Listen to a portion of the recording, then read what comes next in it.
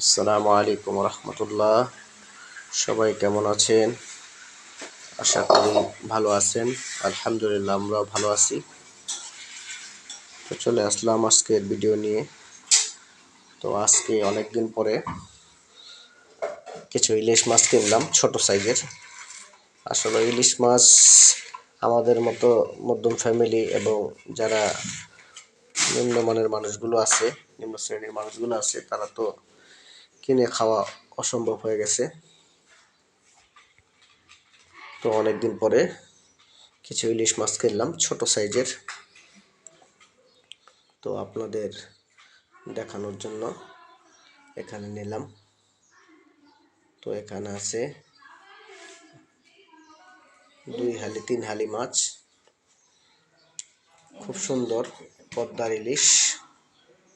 আপনার সাইজও অনেক সুন্দর, অনেক সুন্দর সাইজ, আলহামদুলিল্লাহ।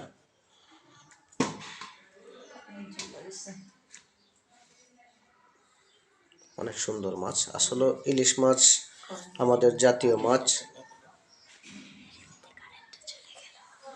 ইন্নালিল্লাহ, এইমাত্র কারেন্টটা চলে গেল, একটু আন্দার আন্দার লাগতেছে। তো আসলে আমাদের ইলিশ মাছ জাতীয় মাছ। তো খেতে খুব মজা, খুব স্বাদ। কিন্তু আমাদের মতো যারা মধ্যম ফ্যামিলি আছেন, যারা একটু তার চেয়ে একটু নিচু মানে আছেন, তারা ইলিশ মাছ কিনে খাওয়া মানে খুব কষ্টকর হয়ে গেছে। তো এই কারণে কিছু কিছু মানুষ বলে যে ইলিশ মাছ জাতীয় মাছ না হয়ে পাঙ্গাস মাছ হলে সবাই খেতে পারতো। তা আসলে এই কথাটা ঠিক না। মানুষ বলে, কষ্টে বলে। তো ইলিশ মাছ ইলিশ মাছই, যা ইলিশ মাছের এক টুকরা খেলেই বোঝা যায় যে আসলে জাতীয় মাছ খেলাম। খুব মজা, খুব স্বাদ। তো ঠিক আছে, ভালো থাকবেন, সুস্থ থাকবেন, এই বলে বিদায় নিচ্ছি। আল্লাহ হাফেজ।